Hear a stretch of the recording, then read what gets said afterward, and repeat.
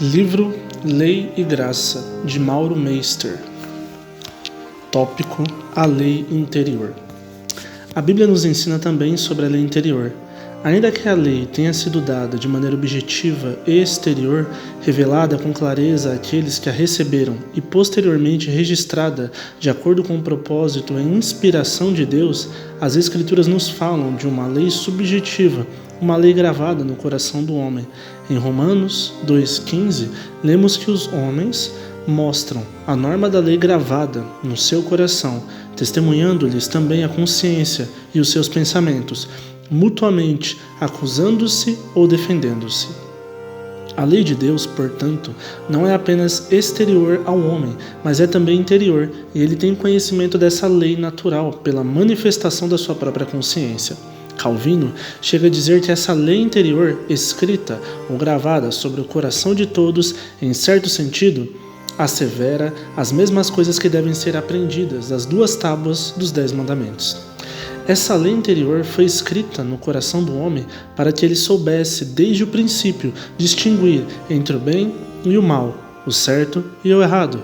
Quando Deus deu a ordem de não comer do fruto da árvore do conhecimento do bem e do mal, o homem já sabia que o tomar daquele fruto era errado e contra a vontade de Deus. O que aconteceu em sua experiência de tomar daquele fruto foi que ele experimentou o mal em seu efeito.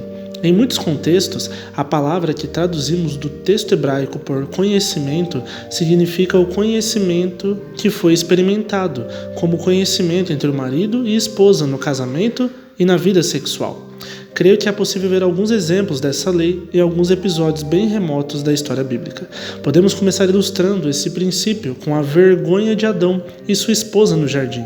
Ainda que tenham quebrado uma lei clara e revelada, parece que a lei interior, ou a antítese a ela, começa a manifestar-se nas atitudes tomadas depois do primeiro pecado. Foi evidente ao homem que havia transgredido a lei e, a partir do primeiro pecado, ele continuou a pecar, tendo consciência clara do pecado. O esconder-se e a acusação contra a mulher são indicações de que a sua consciência o acusava. Eles agora conheciam experimentalmente a força da lei interior os acusando.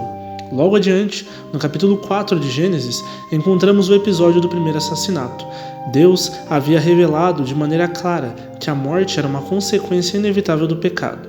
No entanto, pelo menos de maneira objetiva, não encontramos nenhuma proibição de matar.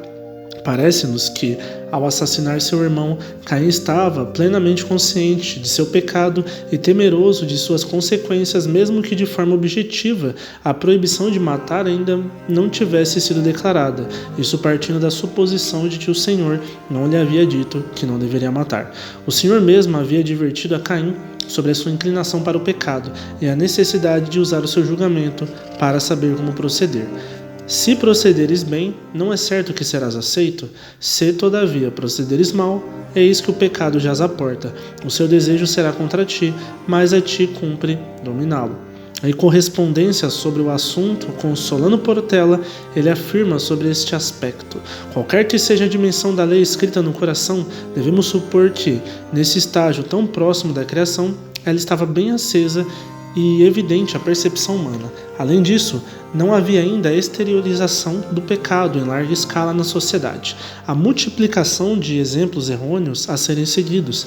Penso que, nessa era, tanto a graça comum evidenciava intensamente a lei de Deus, como a transgressão dessa tinha uma magnitude toda especial, a começar pelo pecado aparentemente inocente de comer o fruto proibido. O coração do homem não havia recrudescido em depravação ao ponto em que seria sua extensão lógica. Entretanto, atuando como um câncer, ele não tardaria em assolar a terra com tanta intensidade que Deus manda o dilúvio em julgamento sobre toda a humanidade, porque a violência campeava sobre ela. Ao assassinar seu irmão, Caim desobedeceu à lei do amor ao próximo e à lei de amar a Deus sobre todas as coisas, o próprio resumo da lei conforme os evangelhos. Antes, o texto nos ensina que Caim está virado e não arrependido. Assim foi e assassinou a seu irmão.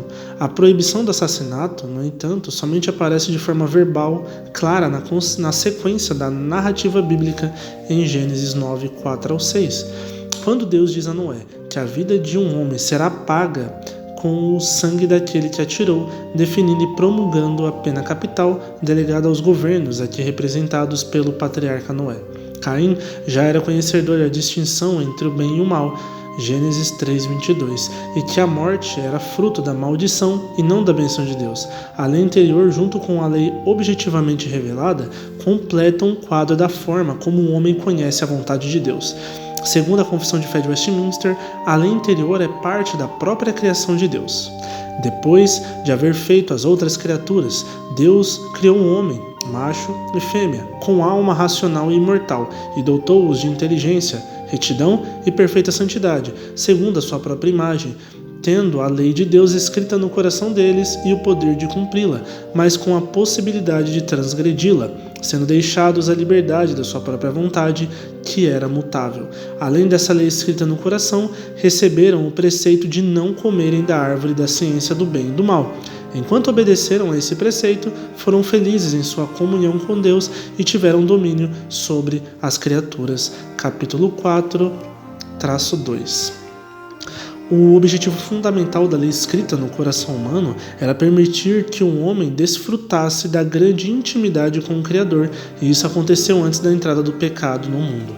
A lei interior é a lei gravada por Deus na mente do homem, mesmo antes da formalização da lei na época de Moisés e do pacto no Sinai.